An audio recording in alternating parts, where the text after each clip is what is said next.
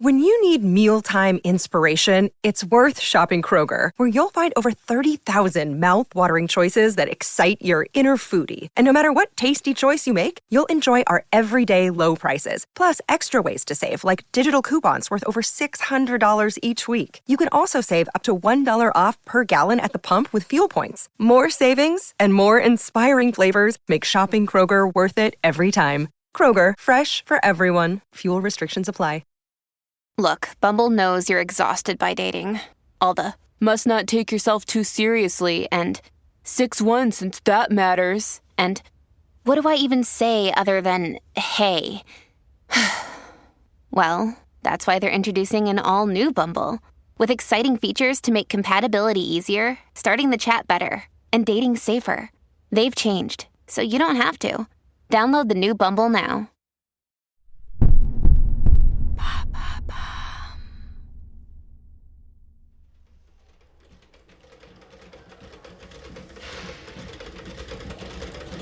Les couturières de l'atelier Jenny à Paris passent leur journée dans la chaleur étouffante. Le bruit assourdissant des machines à coudre résonne dans leurs oreilles. L'air est chargé d'une odeur de tissu et de sueur. Le rythme effréné des machines à coudre semble ne jamais vouloir s'arrêter. Les couturières se plient à la cadence infernale imposée par leur patron. Les heures de travail sont longues. Elles tirent l'aiguille 10 heures par jour. Les couturières n'ont même pas le temps de prendre un repas décent. Les 250 cousettes de l'atelier sont assises les unes à côté des autres. Leurs doigts endoloris agrippent fermement leur machine à coudre. Leurs corps sont meurtris par des conditions de travail intenables. Nous sommes le 11 mai 1917 et l'atelier est empli d'une tension palpable. Les employés se figent alors que le patron pénètre dans la salle de réunion.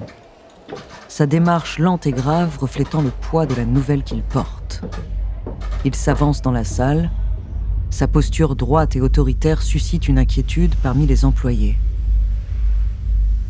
Mesdames, à cause de la guerre qui s'éternise, nous sommes dans l'obligation de mettre le personnel au chômage tous les samedis après-midi.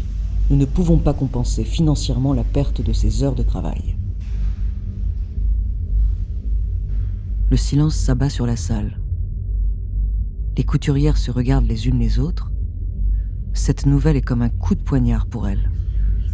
Cette demi-journée de salaire en moins signifie une différence significative dans leur budget familial déjà serré.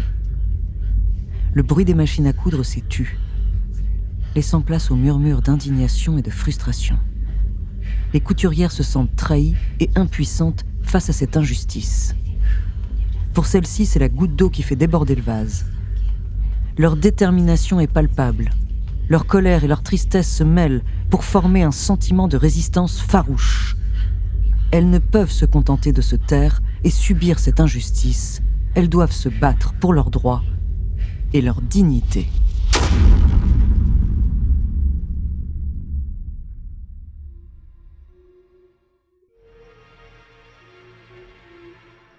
Bonjour, je suis Andrea, bienvenue dans True Story. Pendant 4 épisodes, à l'occasion de la Journée internationale des droits des femmes, je vais vous raconter des événements marquants du féminisme dans le monde. On commence avec un épisode qui a lieu en mai 1917 en France.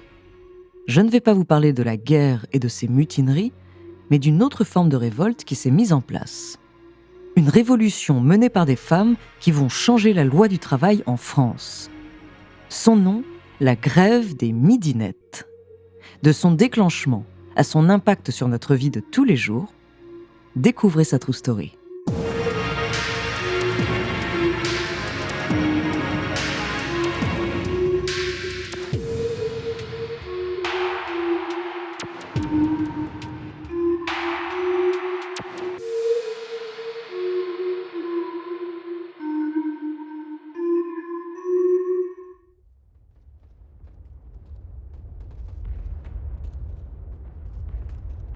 Les combats font rage en France.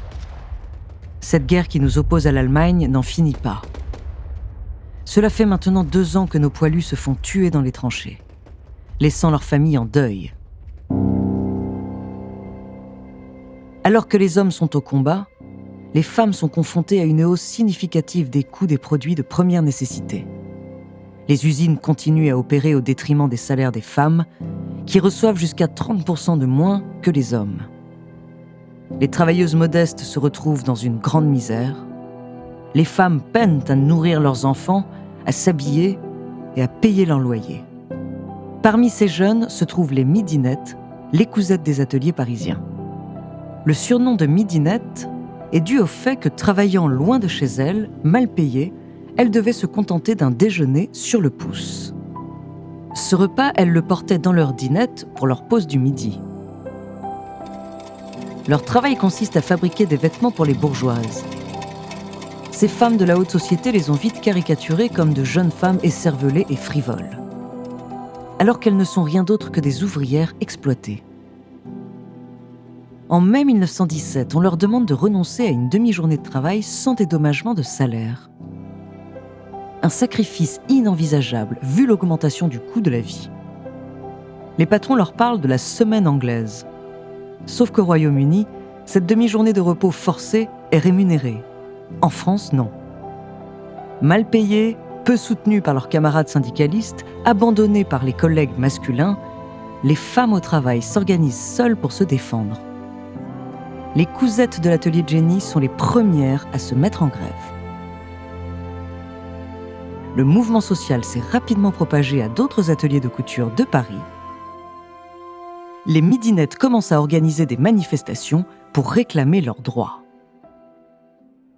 Ryan Reynolds here from Mint Mobile. With the price of just about everything going up during inflation, we thought we'd bring our prices down. So to help us, we brought in a reverse auctioneer, which is apparently a thing. Mint Mobile Unlimited Premium Wireless. How to get 30, 30, bit to get 30, bit to get 20, 20, 20, bit to get 20, 20, bit to get 15, 15, 15, 15, just $15 a month? Sold! Give it a try at mintmobile.com/switch. $45 up front for 3 months plus taxes and fees. Promo rate for new customers for limited time. Unlimited more than 40 gigabytes per month. Slows full terms at mintmobile.com.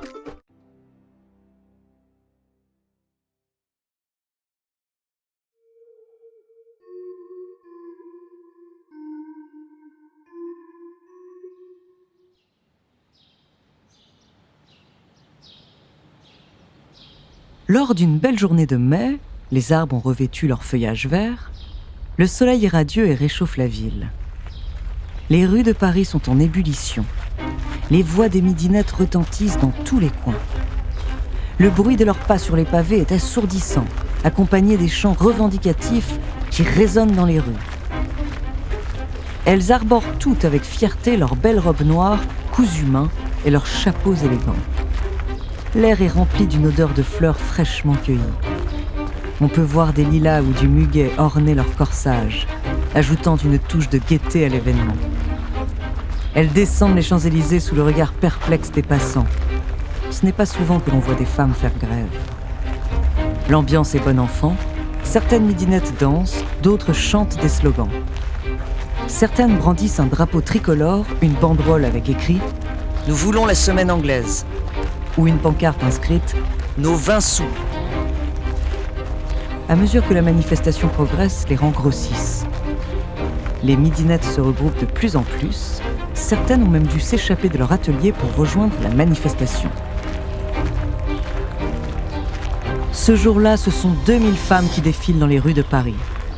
Pour beaucoup de ces midinettes, c'est bien la première fois de leur vie qu'elles participent à une grève. La manifestation est empreinte de bonne humeur et de solidarité, malgré la colère qui gronde en elles. Bras dessous, les midinettes sont déterminées à se faire entendre et à obtenir ce qu'elles réclament. Le gouvernement ne s'inquiète pas trop pour le moment, après tout ce ne sont que des couturières. Les journaux ont été autorisés à couvrir l'événement, ils s'amusent à les photographier. Les midinettes se prennent au jeu, elles posent pour les photos le sourire aux lèvres. La manifestation est un véritable défilé de fierté et de sororité. Un moment historique pour ces femmes qui luttent pour leurs droits et pour une vie meilleure. Au début de la grève des midinettes, les syndicats sont inactifs. Mais à mesure que la grève avance, ils commencent à vouloir les aider par solidarité. Le 18 mai, soit 7 jours après le début de la grève, les syndicats organisent une réunion à la Bourse du Travail pour écouter et conseiller les midinettes. 10 000 ouvrières se massent devant la salle du rendez-vous, mais la salle est trop petite pour toutes les accueillir. Lorsqu'elles arrivent à la salle des syndicats, la salle est bondée d'autres ouvriers et ouvrières qui les attendent, solidaires de leur cause. Les midinettes, le visage fermé, se regardent, unis dans cette lutte pour leurs droits. La réunion démarre, le président du comité de grève prend la parole et tout le monde se tait. Elles écoutent attentivement, leurs mains crispées sur leurs sacs, leur cœur battant fort. Les négociations sont en cours et les patrons ne cèdent pas facilement. Un syndicaliste prend la parole.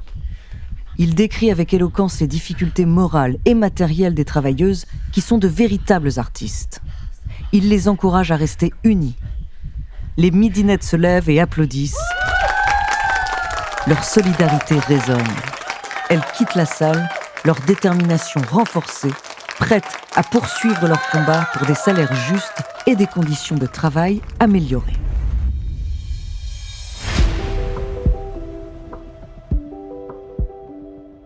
Le vendredi 19 mai, la grève est générale dans le milieu de la couture. Des milliers de midinettes ont cessé de travailler depuis plus d'1 semaine. Le 23 mai règne un silence pesant dans l'atelier de la maison Jenny. Cela fait plusieurs jours que les machines à coudre ne fonctionnent plus. La tension est palpable alors que les patrons se rassemblent pour discuter, leurs fronts plissés par l'inquiétude. Les midinettes les observent, leur regard plein de défiance. Cela fait maintenant 12 jours qu'elles ne travaillent plus, 12 jours qu'elles n'ont pas perçu de salaire. On entend des ventres gargouiller. Certaines ont même amené leurs enfants pour rappeler à leur patron qu'elles ont des familles à nourrir. Après quelques minutes, ils finissent de se concerter et se tournent vers les employés. C'est avec un air déconfit qu'ils annoncent leur décision. Soudain, un cri de joie éclate dans l'atelier de Jenny. Les patrons ont accepté leurs revendications. Les midinettes lèvent les bras en signe de victoire, leur visage illuminé par la joie. On peut voir des larmes couler le long de leurs joues. La tension se dissipe, laissant place à une ambiance de liesse générale. Et ça ne va pas s'arrêter là. La grève des midinettes s'est propagée dans de nombreuses villes en France et touche d'autres professions. Environ 60 secteurs d'activité sont touchés par la grève, notamment la banque, la métallurgie, mais surtout l'industrie de l'armement.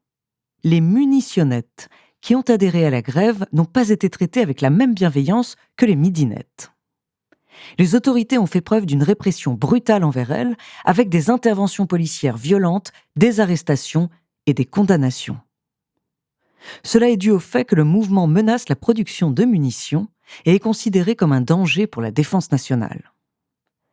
Le gouvernement comprend l'importance de mettre fin rapidement à ces grèves, maintenant qu'elle met en péril la victoire au front. Les négociations ne traînent plus, et le 11 juin 1917, la semaine anglaise leur sera accordée. Celle-ci est un avant-goût de la loi de 1919. Elle instaure pour tous les travailleurs la journée de 8 heures et le repos d'1 jour et demi par semaine. C'est donc grâce aux midinettes si nous avons aujourd'hui nos week-ends.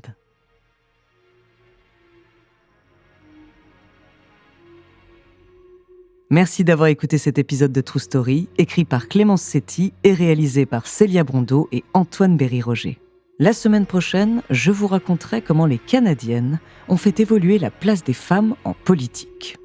En attendant, si cet épisode vous a plu, n'hésitez pas à laisser des commentaires et des étoiles sur vos applis de podcast préférés.